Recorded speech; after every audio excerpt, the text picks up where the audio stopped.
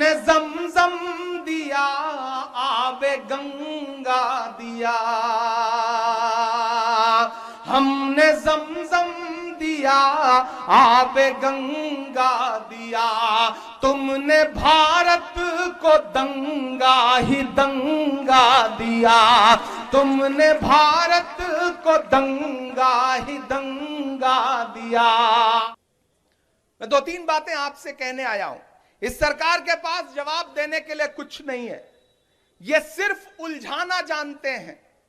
जब आप इनसे सवाल पूछोगे कि पेट्रोल डीजल 100 रुपए का क्यों हो गया, तो ये आपसे कहेंगे कि 1977 में जब ये हुआ था तो इसका जवाब क्या है। जब आप इनसे पूछोगे कि गैस सिलेंडर 1200 का कैसे हो गया, तो आपसे जानते हैं ये क्या कहेंगे। ये कहेंगे कि फलाने राजा ने जो किया था उसका बदला अब हम लेंगे। तो भाई, महंगाई बढ़ा करके कौन सा बदला लोगे? लड़ा करके लोगों को कौन सा बदला लोगे? हम कांग्रेस के लोग हैं।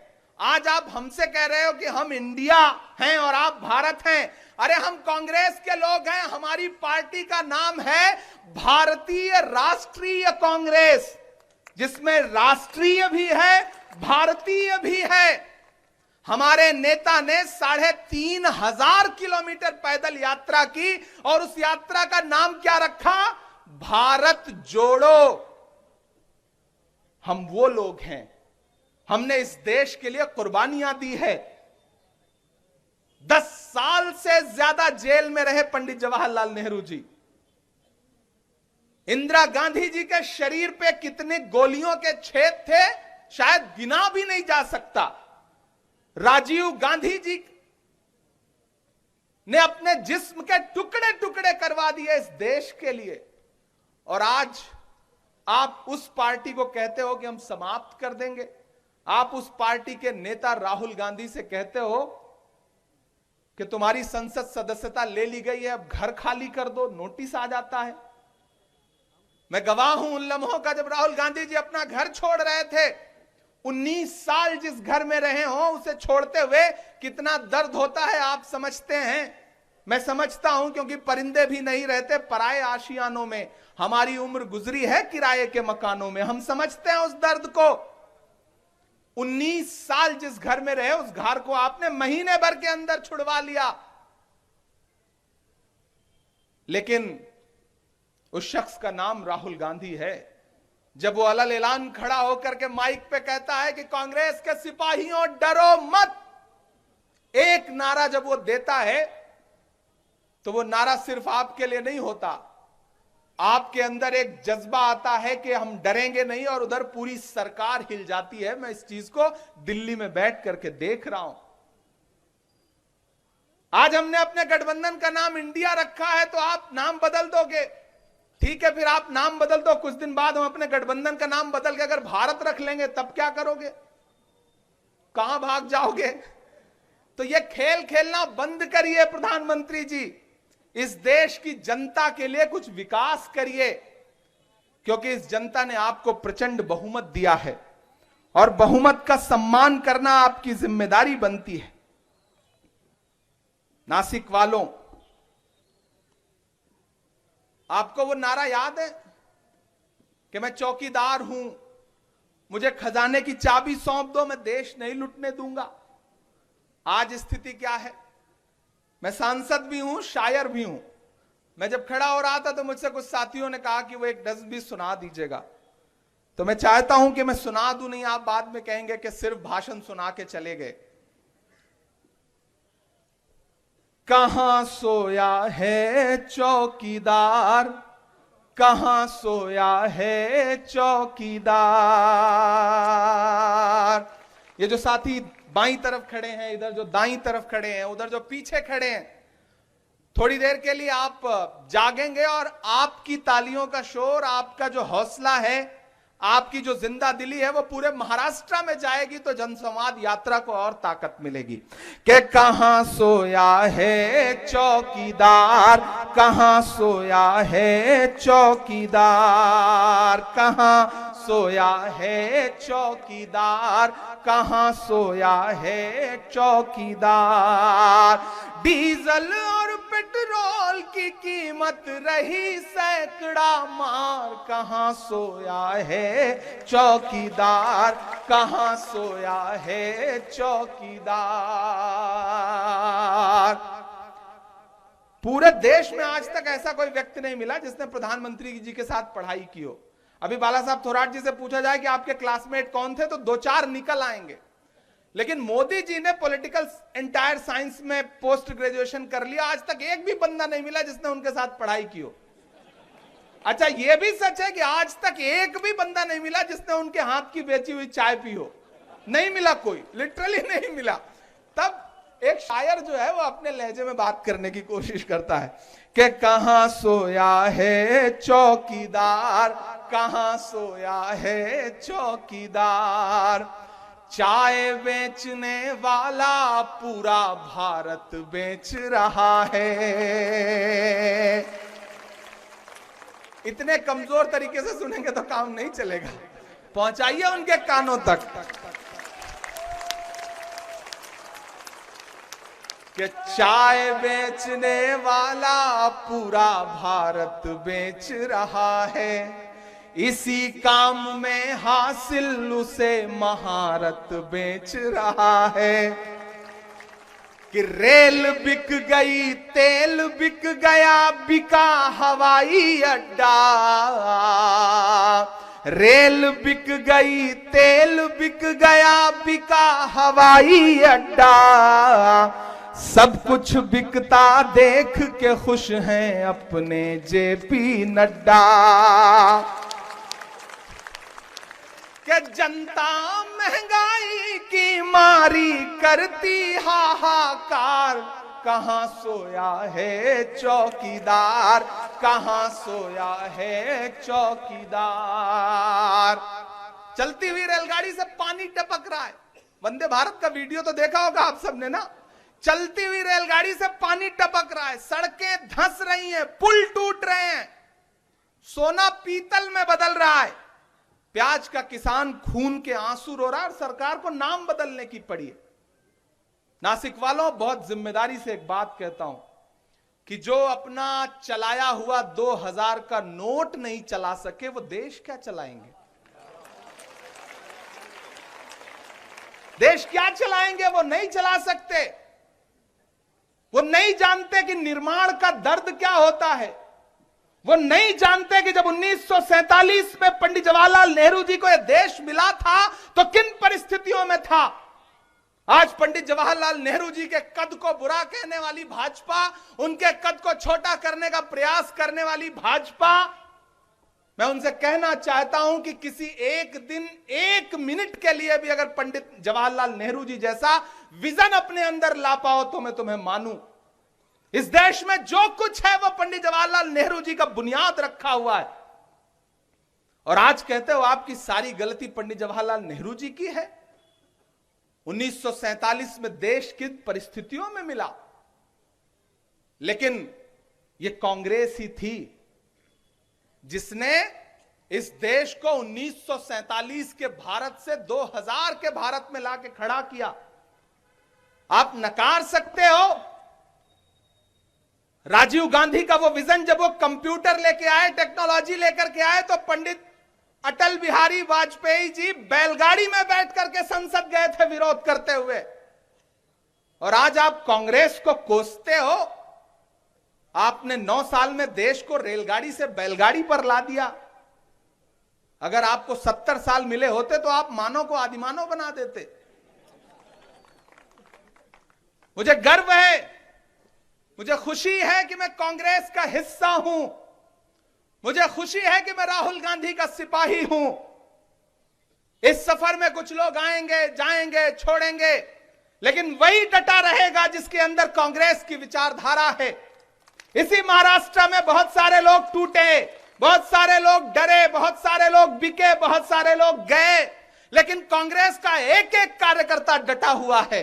चाहे जितनी गॉसिप कर लें, चाहे जितनी चर्चाएं कर लें, लेकिन कांग्रेस का एक एक सिपाही डटा हुआ है।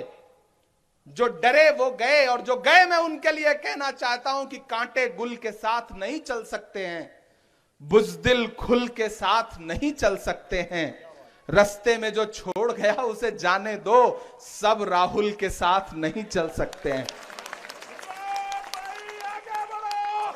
ये लड़ाई बहुत बड़ी है, ये लड़ाई आपको असल मुद्दों पर लाने की है। हमने तो पार्लियामेंट में खड़े होकर के वो नारे भी सुने हैं जब पूरी भाजपा खड़ी होती थी और नारा लगाती थी कि राहुल गांधी माफी मांगो, ये नारा लगाया जाता था। हम वहां खड़े होकर के डट करके जवाब देते थे कि हमसे माफी मांगने के नारे लगाने वालों, माफी तो आप मांगो, 15 लाख के झूठे जुमले के लिए माफी मांगो, पेट्रोल डीजल 100 रुपए का करने के लिए माफी मांगो, गैस सिलेंडर 1200 का करने के लिए माफी मांगो, टमाटर, बाप रे। आज मैं होटल में बैठ के खाना खा रहा था, आकाश शाजर जी ने अपने घर से खाना भिजवा के भेजा था, तो जो सैलेड था, सलाद था, उसमें टमाटर की मात्रा बहुत ज्यादा थी, तो मैं चौंक गया।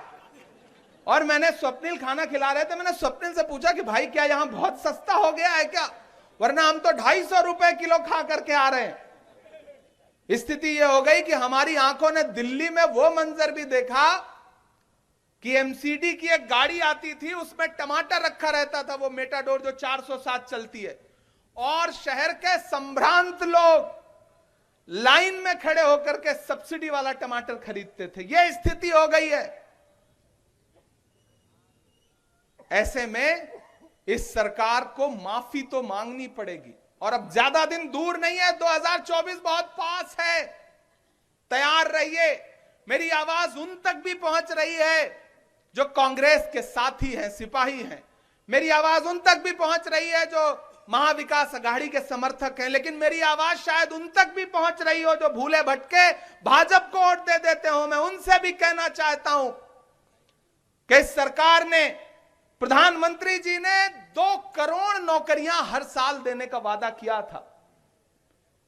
9 साल में 18 करोड़ नौकरियां अब तक दे दी होंगी उन्होंने शायद, लेकिन इस भीड़ में बैठा हुआ कोई भी व्यक्ति बताए क्या उसे सरकारी नौकरी मिली? नहीं मिली। मैं देश के जिस भी कोने में जाकर के पूछता हूं, कोई भी ऐसा व्यक्ति नहीं मिलता जिसे सरकारी नौकरी मिली हो। ऊपर से हमारे देश की सेना, जिस पर हम सब गर्व करते हैं, जो हमारे देश की सरहदों की रक्षा करती है, उसमें भी अग्निवीर ला करके घुसेड़ दिया। 4 साल की कर दी कि आप आओ सेना में नौकरी ज्वाइन करो और 4 साल बाद रिटायर हो जाओ। यह स्थिति करके छोड़ दिया है, और अभी नया नियम लेके आए हैं, नया सर्कुलर जारी हुआ है। सोचने वाली बात है कि सेना का जवान जब छुट्टी पे अपने घर जाएगा तो वो सरकार की स्कीमों का प्रचार करेगा। यह नया जियो आया है। सेना का जवान जब छुट्टी पे अपने घर जाए तो वहां जाकर के केंद्र सरकार की योजनाओं का घूम घूम के प्रचार करे। यह नया सर्कुलर है। आप अंदाजा लगाइए, सोचिए कि वो सेना जिन पर हम गर्व करते हैं, जब किसी एक शहीद सैनिक का घर लौट करके शव उसका घर आता है तो पूरा इलाका, पूरा देश रोता है। आज आप उससे यह काम कराना चाहते हैं? यह स्थिति करके रख दी गई है। इसलिए नासिक वालों, मैं आपसे निवेदन करने आया हूं, मैं आपसे गुजारिश करने आया हूं। एक जनप्रतिनिधि होने के साथ साथ एक साहित्यकार होने के नाते भी, एक शायर होने के नाते भी, आज स्थिति यह है कि आप सरकार के खिलाफ कुछ बोल दीजिए, अगले कुछ घंटे बाद आपके दरवाजे पर पुलिस खड़ी होगी। कहा गया है, सुना गया है, कोई न बोले, ज़बां दराजों को मशवरा है, कोई न बोले, अजीब लुकनत पसंद हाकिम से वास्ता है, जो चाहता है, जो सोचता है, कोई न बोले। यहां अल्पसंख्यक समाज के तमाम लोग बैठे हैं। मैं आपसे भी कहना चाहता हूं, मैं अल्पसंख्यक विभाग का राष्ट्रीय अध्यक्ष होने के नाते, आपके बीच में भी ऐसे लोग छोड़े गए हैं जो आपके बीच में दुष्प्रचार करते हैं, और ये आपसे सवाल खड़ा करेंगे सोशल मीडिया पे, व्हाट्सएप पे कि कांग्रेस ने तो आपको दिया क्या है। यह सवाल आपसे पूछा जाता है, और पूछता है आपके समाज का ही कोई नेता, कोई व्यक्ति। मेरे भाई, कांग्रेस वो पार्टी है जो न धर्म की राजनीति करती है, न जो जात की राजनीति करती है, जो न मजहब की राजनीति करती है। वो कांग्रेस ही है जिसने डॉक्टर जाकिर हुसैन को इस देश का राष्ट्रपति बनाया। वो कांग्रेस ही है जिसने फखरुद्दीन अली अहमद साहब को इस देश का राष्ट्रपति बनाया। वो कांग्रेस ही है जिसने सैयदा अनवरा तैमूर को असम का मुख्यमंत्री बनाया। वो कांग्रेस ही है जिसने बरकतुल्लाह साहब को राजस्थान का मुख्यमंत्री बनाया। वो कांग्रेस ही है जिसने अब्दुल गफूर साहब को बिहार का मुख्यमंत्री बनाया। वो कांग्रेस ही है जिसने अब्दुल रहमान अंतुले को महाराष्ट्र का मुख्यमंत्री बनाया। वो कांग्रेस ही है अल्पसंख्यक समाज के लोगों जिसने ए.के. एंटोनी साहब को इस देश का रक्षा मंत्री बनाया। वो कांग्रेस ही है जिसने प्रदीप जैन आदित्य को इस देश का केंद्रीय मंत्री बनाया। वो कांग्रेस ही है जिसने एक दिन खामोश से रहने वाले सरदार डॉक्टर मनमोहन सिंह साहब को इस देश का प्रधानमंत्री बनाया। तो जो आपके बीच में लोग आकर के आपसे कहें कि आपको कांग्रेस ने दिया क्या है, पलट के उनको जवाब भी दिया करिए कि कांग्रेस धर्म, जात और मजहब की राजनीति नहीं करती। जो व्यक्ति प्रतिभाशाली होगा और कांग्रेस की विचारधारा के प्रति समर्पित होगा, पार्टी उसे एक दिन उचित सम्मान भी देगी, उचित पद भी देगी। हम हैं कांग्रेस। मैं जब राजनीति में आया, मैं उत्तर प्रदेश से हूं बाला साहब जी, मेरे यहां क्षेत्रीय पार्टियां बहुत सारी हैं। तो जब मैं राजनीति में आया तो मुझसे यह सवाल किया गया कि इमरान साहब आपके लिए तो ऑप्शन थे वहां पर, लेकिन आपने कांग्रेस को क्यों चुना? तब मैंने लोगों से कहा कि मुझे देश के साथ खड़ा होना है, इसलिए मैं कांग्रेस के साथ खड़ा हूं। कांग्रेस इस देश के बारे में सोचती है, और आज जो हमें डराने की कोशिशों में लगे हुए हैं, हमें उनसे यह कहना है। आखिर में एक छोटी सी नज्म सुना करके आपसे विदा लूंगा क्योंकि समय होने वाला है और मुंबई पहुंच के फ्लाइट पकड़नी है, फिर भारत जोड़ो यात्रा के कार्यक्रम लगे हुए। लेकिन मैं बाला साहब थोराट जी से वादा करता हूं, आपका अधिकार भी है, और मैं सांसद यहां से ना भी होता तब भी आप लोगों का अधिकार था। आप जहां भी कहेंगे, जिस भी जिले में कहेंगे, पूरे अधिकार के साथ मुझे आदेशित करिए। मैं पूरे प्रदेश में जनसंवाद यात्रा के अलावा भी जो कार्यक्रम है उसमें शामिल होने के लिए तैयार हूं। मैं बीच में बीमार था, मुझे डेंगू हो गया था, मैं 10 दिन हॉस्पिटल में रहा, इसीलिए इंडिया अलायंस वाली मीटिंग में भी नहीं आ सका। लेकिन जैसे ही तबीयत थोड़ी सी ठीक हुई, मैंने देश के किसी और हिस्से के कार्यक्रम में ना जा करके, जब आकाश हाजर जी ने मुझसे कहा कि हम एक कार्यक्रम कर रहे हैं जनसंवाद यात्रा का, उसमें आपको आना है, तो सबसे पहले मैं अपनी बीमारी से उबरने के बाद कहीं आया तो वो नासिक में आया हूं, क्योंकि मुझे पता है यहां से दुआ मिलती है तो इंसान और स्वस्थ हो जाता है और मजबूत हो जाता है। वो भाजपा जो हमें डराना चाहती है, वो सरकार जो हमें डराना चाहती है, हम उससे इतना ही कहना चाहते हैं कि मत समझना डराने से डर जाएंगे। उससे पहले 4 पंक्तियां याद आ गई। अच्छे दिन का वो जुमला सुना था आप सबने ना। इन दिनों प्रधानमंत्री जी जब कहीं बोलते हैं कि हमने देश को अच्छे दिन दिए, तो हमारा मन करता है कि हम उनसे कह दें कि मोहब्बत भाईचारे के दीवाने दिन ही लौटा दो, वो सस्ती दाल सब्जी के सुहाने दिन ही लौटा दो, वो सस्ती दाल सब्जी के सुहाने दिन ही लौटा दो। ये अच्छे दिन तो अंबानी अडानी को मुबारक हो, हमें ऐसा करो साहिब पुराने दिन ही लौटा दो, हमें ऐसा करो साहिब पुराने दिन ही लौटा दो। और ये सरकार जो डराना चाहती है, हम उससे कहना चाहते हैं कि मत समझना डराने से डर जाएंगे। हम कांग्रेस के लोग हैं, हम डरने वाले लोग नहीं हैं। ये जमीन तब भी निगल लेने पर आमादा थी, 1947 का भारत और आज का भारत, ये जमीन तब भी निगल लेने पर आमादा थी। पांव जब टूटती शाखों से उतारे हमने, इन मकानों को खबर है न मकीनों को खबर, उन दिनों की जो खलाओं में गुजारे हमने। आंधियां तोड़ लिया करती थी शम्मों की लवें, जड़ दिए इसलिए बिजली के सितारे हमने। आज की रात बहुत गर्म हवा चलती है, आज की रात ना फुटपाथ पे नींद आएगी, सब उठें, मैं भी उठूं, तुम भी उठो, तुम भी उठो, कोई खिड़की इसी दीवार में खुल जाएगी। मेरे भाई, डरने से काम नहीं चलेगा। ये सरकार जितना डराती है, हमने सामने बैठ के देखा है, उससे ज्यादा खुद डरती है।